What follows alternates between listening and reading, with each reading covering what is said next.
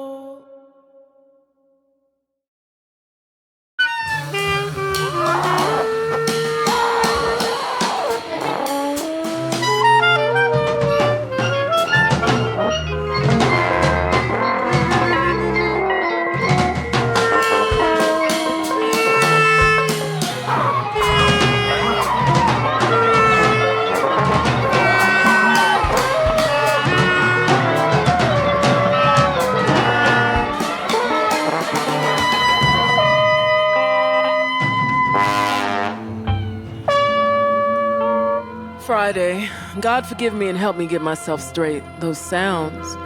Between moments of silence, I could see bright light and the movement of some kind of ritual. They were all wearing those strange hoods over their heads again. I could smell the smell of those embers as strong as I stand here today. Flaming, shining, bright. I've never been so frightened before or since. Mama told me to hide. Those voices of those loud men getting ever more ferocious, it seemed. And sometime later, Mama dashed in and told me to run towards our heavenly place. That was code for our favorite giant poplar tree, not far from where Imogene's white play cousin would call the wicked side of town. It was so big and majestic. Mama used to say it could touch the stars beyond even the devilish of moons. So I ran and I ran and I ran and I ran and I ran till I couldn't run no more. I am a child of the wind, even Daddy said so. We used to race and I would always win. He'd say, run baby, run like the wind, that's it, the wind. Memory is the most unusual thing, Saturday. Well, dearie, I'm just living, no excitement nor entertainment. May God's blessings be with us through the night. All's well that ends well, so I've heard. I wish I could feel myself again. I am a child of the wind, even Daddy said so. We used to race and I would always win. And he'd say, run baby, run like the wind, that's it, the wind. Memory is the most unusual thing.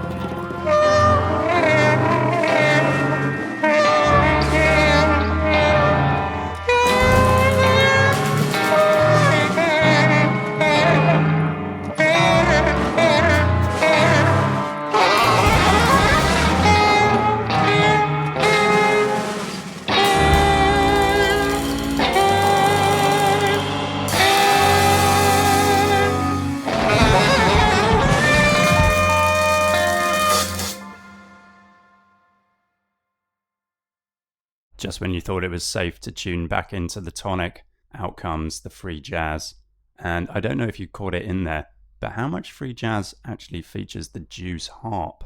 Not enough is the correct answer, of course. That was two pieces there from Matana Roberts' latest album, Coin Coin, Chapter 4, Memphis. You heard Her Mighty Waters Run, an arrangement of the spiritual Roll the Old Chariot Along, and All Things Beautiful. And Matana Roberts is an American composer, improviser, jazz saxophonist, clarinetist, and visual artist based in New York. And Coin Coin, so far up to Chapter 4, is set to be her magnum opus. It's going to be an epic 12-album work exploring themes of African American history, memory, and ancestry through time and place. Memphis for the latest chapter, Louisiana, Mississippi, and the Confederate States in the previous ones. Part jazz jam, part oral narrative, the albums weave improvisation and composition, along with abstract sonic textures, snatches of rock, hymns, and folk music, into what is an evocative and heady brew. Okay, perhaps a slightly redundant caveat. I think you do have to be comfortable with free jazz to get into them, but if so, they also offer so much more. Not that 12 albums of purely free jazz wouldn't be sufficient, of course. Matana Roberts describes her approach to the project as panoramic sound quilting and says the American tradition of quilting often took a lot of disparate, non-related parts and patched them together into a thing of great beauty and comfort. This is what I'm trying to do in sculpting my own language, to quilt with all these different sounds and textures, patched together in a way that brings me great joy as an American craftsperson. And narratively, the albums are abstract rather than specific, full of impressions that don't necessarily come in linear sequence or from just one voice. And in this sense, they have a dreamlike quality to them that reminds me of Joyce's Finnegan's Wake, and specifically John Cage's own take on that book, Roratorio, which I strongly urge you to listen to if, pretty much like everyone, you can't quite handle reading the book. Well, I didn't make it very far anyhow. And here's a mission statement.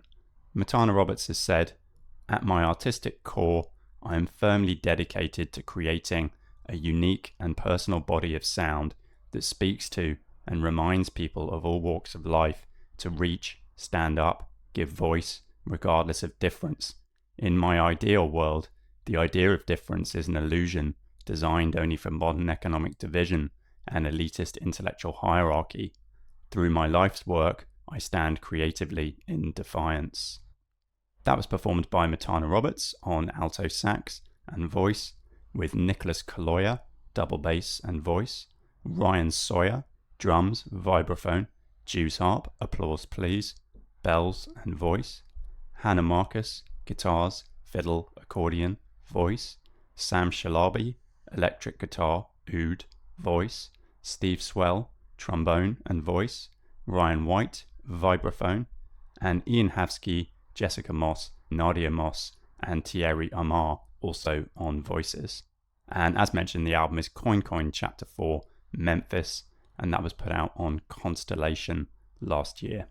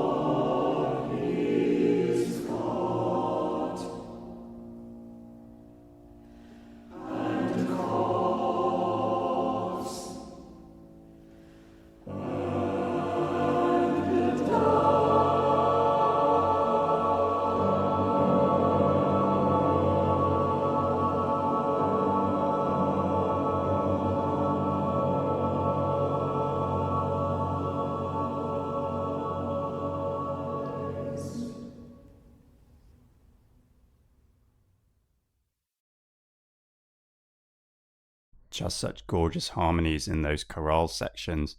To a text by Adelaide Simon, that's Hale Smith's Toussaint Louverture, 1803, written in 1979. And no, that's not an affectedly pretentious French title. It is in fact the name of a Haitian general, of whom more in a minute. Hale Smith, meanwhile, who died about 10 years ago, was an American composer, pianist, arranger, editor, and teacher. He was a pianist with an interest in both classical and jazz, before going on to study composition at college and to develop a broad-ranging style, synthesizing genres including jazz, 12-tone serialism, and African-American spirituals. And he also arranged music for and influenced a lot of key figures of American music, from Dizzy Gillespie and Chico Hamilton through to Isaac Hayes, Ahmad Jamal, Eric Dolphy, and Quincy Jones. Perhaps with facts like this in mind, he somewhat wryly described himself as one of America's most famous unknown composers. He was an advisor for the Center for Black Music Research in Chicago, and while he was routinely listed among the leading black composers of his day, he apparently took exception to that designation. Specifically, he wanted his work and that of his black peers to appear on programs with that of Beethoven, Mozart, Copland, and so forth, based on their inherent merit. "We don't even have to be called black," he wrote in an article in 1971. "When we stand for our bows, that fact will become clear when it should, after the music has made its impact." Now this piece, Toussaint Louverture, 1803, as mentioned, is a monument to the great Haitian general and former slave of the same name, and his is a very interesting story. He's probably the best known leader of the Haitian Revolution, the successful insurrection led by former slaves against colonial French rule in the late 18th century. He first fought for the Spanish against the French, then for France against Spain and Great Britain, and finally he fought on behalf of Saint-Domingue in the era of Napoleonic France. And as a leader of the growing resistance, his military and political acumen was key in transforming the slave insurgency into a revolutionary movement. In 1802, he was invited to parley by the French divisional general Jean-Baptiste Brunet, but he was instead arrested under false pretenses. Then deported to France and jailed, he died there of pneumonia in 1803. And though this happened before the final and most violent stage of the armed conflict, his achievements set the ground for the Black Army's absolute victory. Suffering massive losses in multiple historic battles at the hands of the Haitian army and losing many men of their forces to yellow fever, the French eventually capitulated and withdrew permanently from Saint-Domingue that very year. The revolution then continued under Louverture's lieutenant, Jean-Jacques Dessalines, who declared independence on 1st of January 1804, thereby establishing the sovereign state of Haiti. Well, there's a little bit of history there for you. The piece was performed by the Alexandria Choral Society, conducted by Kerry Krebel, and taken from the album Music of Hale Smith, which was released on New World in 2007.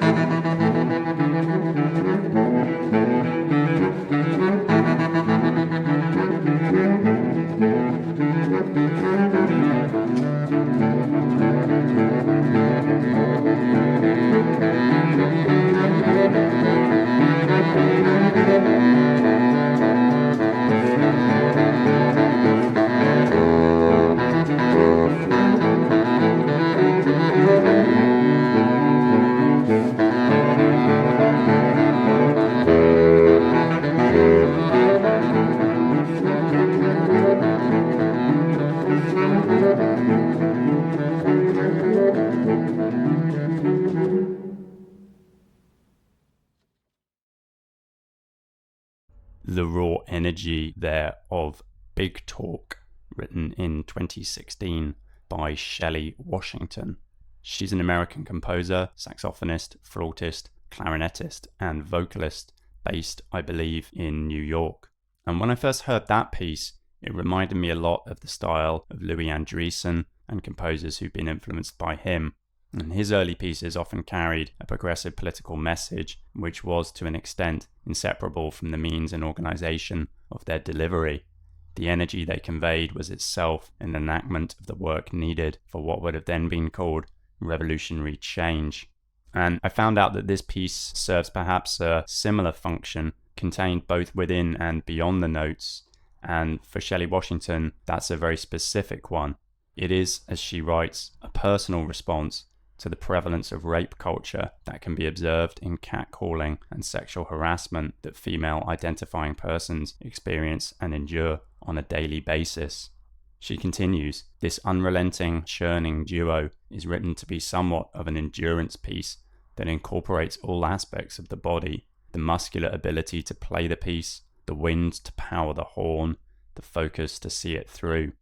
I carefully considered the everyday endurance of a constant barrage of physical and verbal abuse, how we as women bear the brunt of the cultural burden, how we are expected to silently maintain physical and emotional poise to align with the many social graces, and how sick of it I am, how sick of it we are. The piece, the poetry, and the visual components are all linked to send a very clear and targeted message. Stop perpetuating rape culture by any and every means necessary. That was performed by Shelley Washington and Jose Antonio Zayas Caban, both on baritone saxophones, and was released on the label People Places Records in 2018, and you can find it on Shelley Washington's Bandcamp.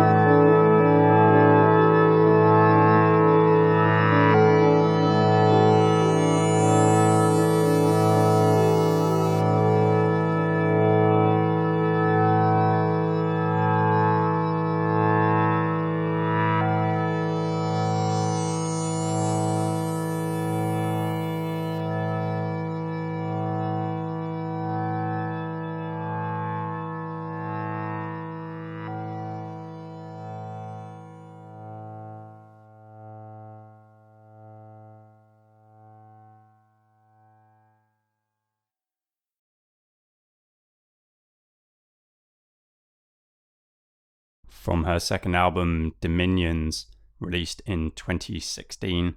That's Sarah Divaci with A Garden, an Orchard.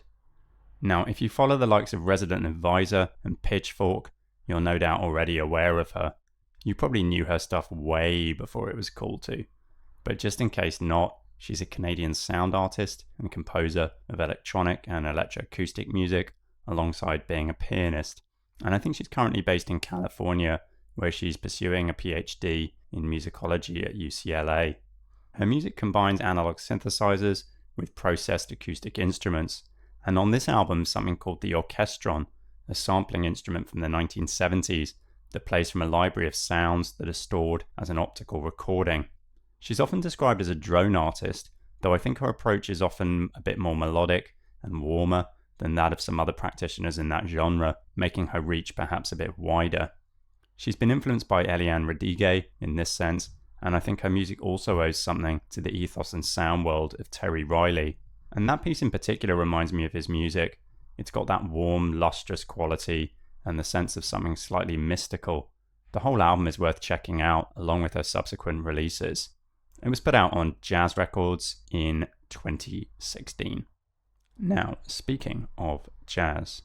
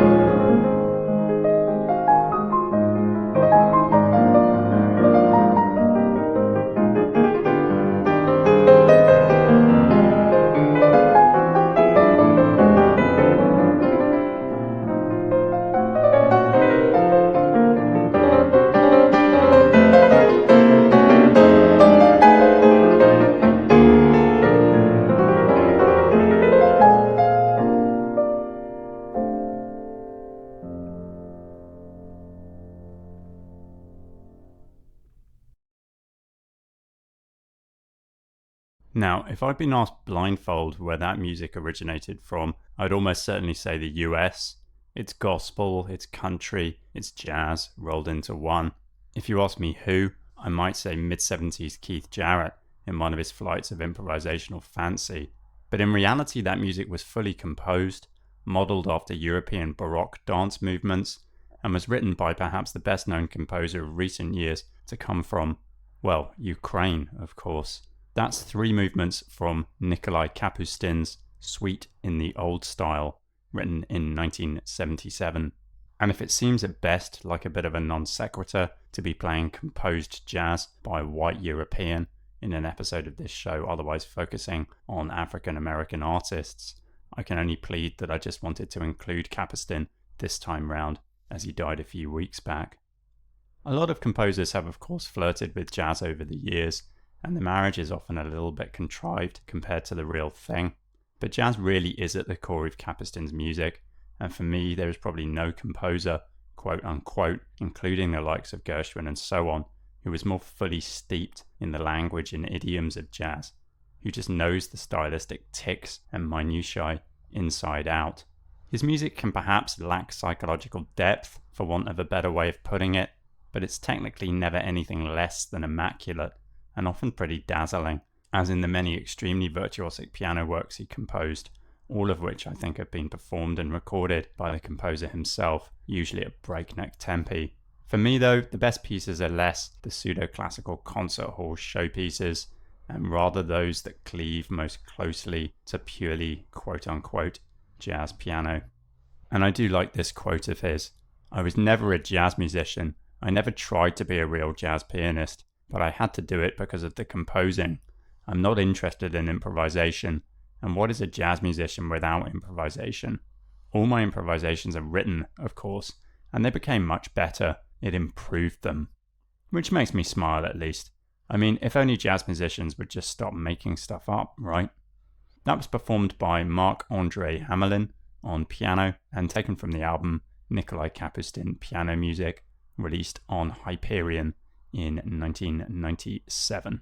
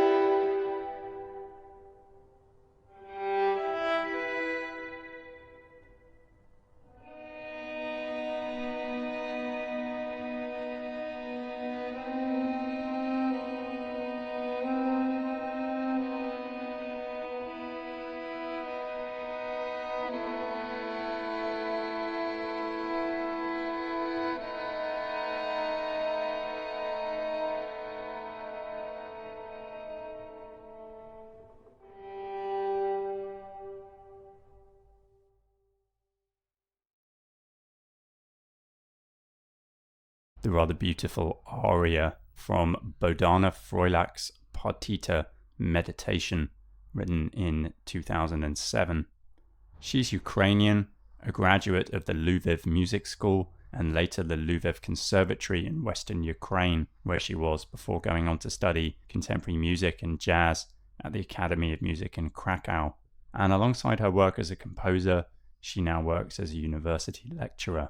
This for once is going to be a mercifully short vocal segment, because much more than that, I'm afraid I do not know. Nor do I know about the genesis of this piece, the Partita Meditation, except that it is perhaps modelled on the Baroque form popularised by J.S. Bach, and that it just has a rather lovely, plaintive quality to it. It was performed by the Innovation Duo, Anna and Jacob Zilak-Savsky, on violins, and released on their SoundCloud in 2016.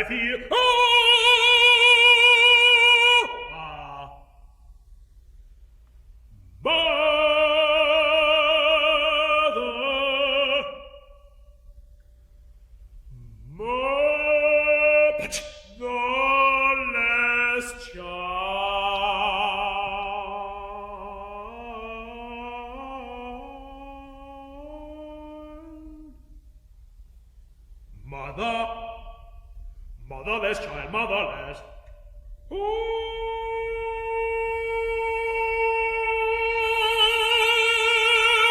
Mother.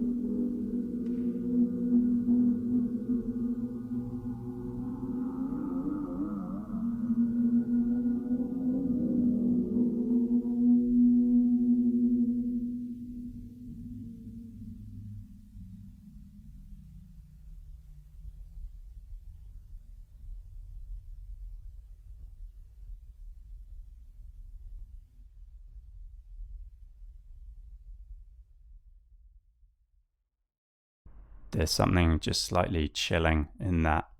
That's Sometimes, written in 1976 by Ollie Wilson. He also recently passed away. I think it was in 2018. He was a very prolific composer, pianist, double bassist, a lecturer at UC Berkeley, amongst other places, and musicologist. At Berkeley, he was involved with affirmative action in the 70s and 80s, whilst helping to diversify the music curriculum. And he's also known for establishing the Tamara, or Technology in Music and Related Arts, program at Oberlin Conservatory, which was apparently the first ever conservatory program in electronic music. I think it's fair to say that he's one of the most prominent composers of African American descent in the 20th century, though that of course is a qualification which reveals all too much, making me question just why the African American composers featured in this and previous shows were and are not better known. Anyhow, Ollie Wilson's stylistic range includes not only instrumental classical music, but also electroacoustics, jazz, and the music of West Africa. Of the latter, he said, "Because I studied African American music doesn't necessarily mean that I consciously draw upon that, but I think the pleasure and the understanding that gives me does reflect positively on what I do as a creative artist."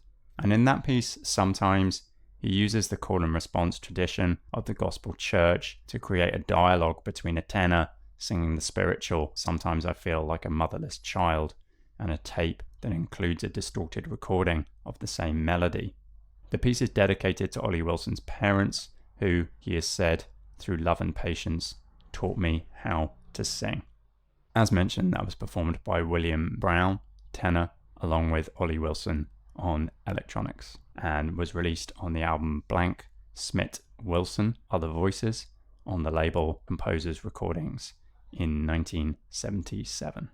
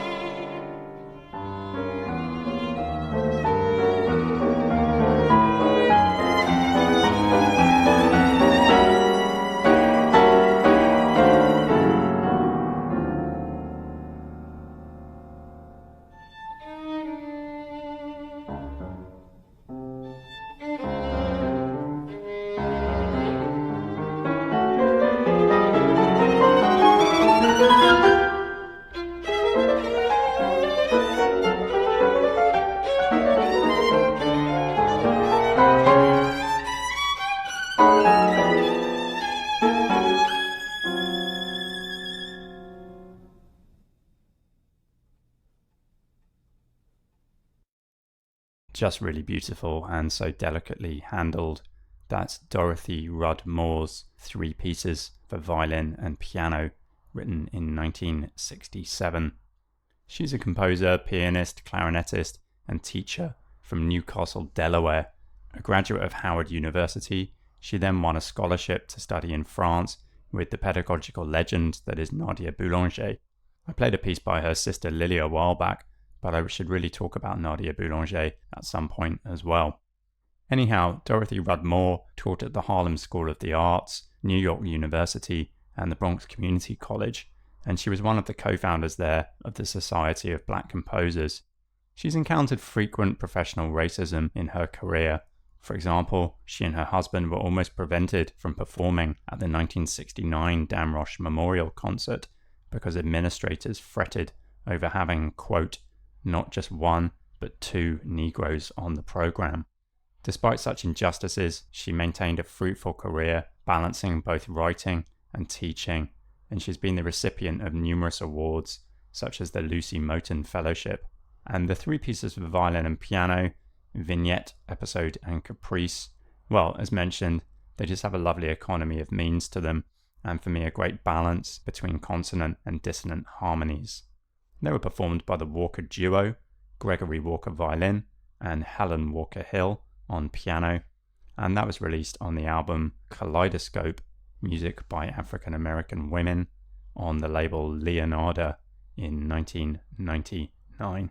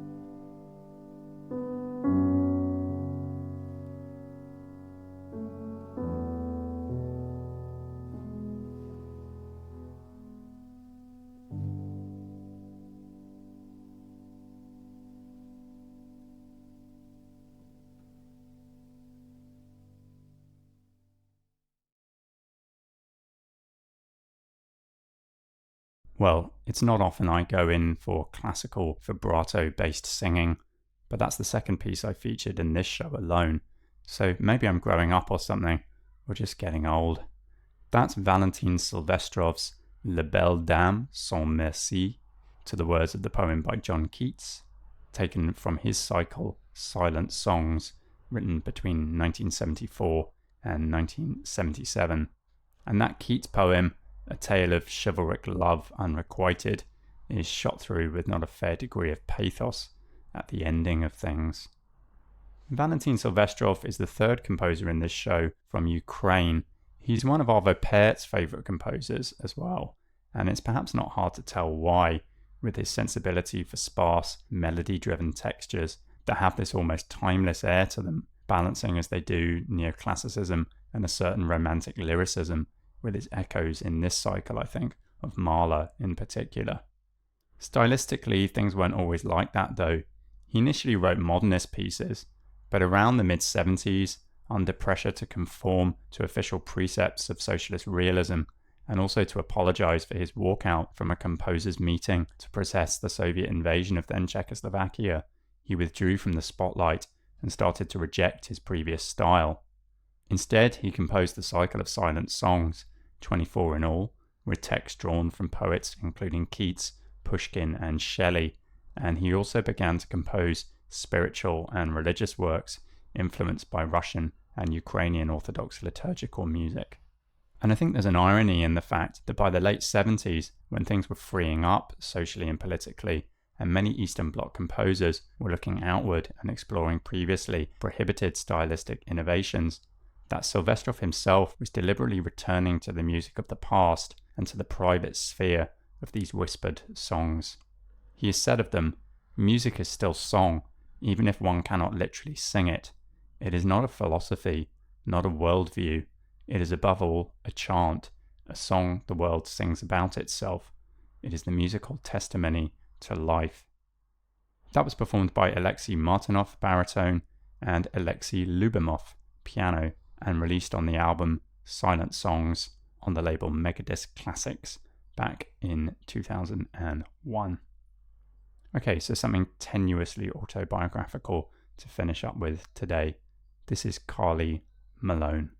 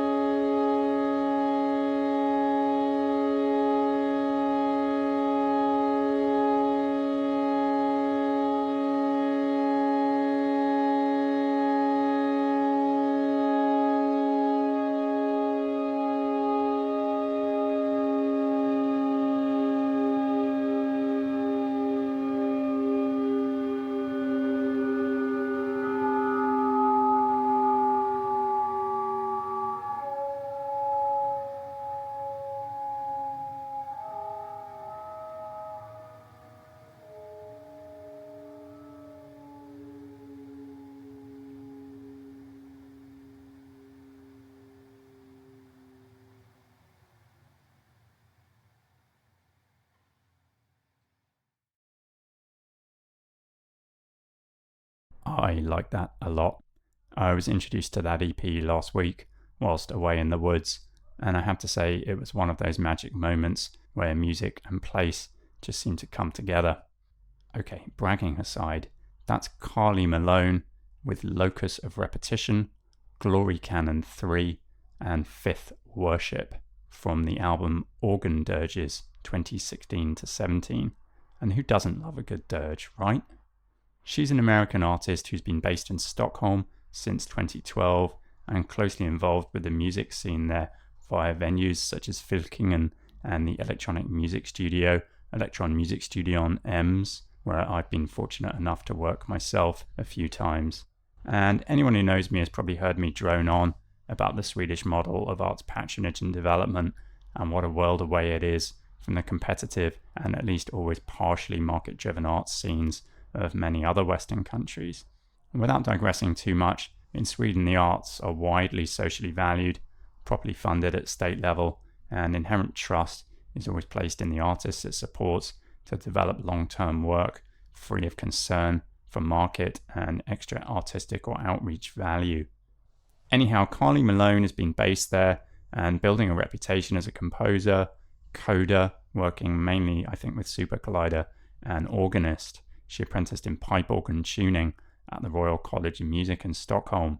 And this EP takes room recordings of the Caliph pipe organ that can be found there. There's a somber serenity to the pieces here. They have a very satisfying procedural quality, and there's a very particular intimate ambience in terms of the room recording that really gives them their character. We can hear every little detail going on, both with the instrument and in terms of the space. And as with a few other pieces that I've recently played here, this EP highlights a reimagined interior quality to the organ that belies its size and history as an expression of the church. Highly recommended, really, along with all of Carly Malone's other work. Performed by herself on the organ. As mentioned, the album is Organ Dirges 2016 to 17, and that was released on Ascetic House in 2018. Right, that's it for another one. Thanks to Rosie, Mimi, and everyone at Threads. The Tonic will be back on the 30th of September, I believe, at 10 a.m. British Summer Time, GMT+1. I'm Luke Fraser. Thanks for listening.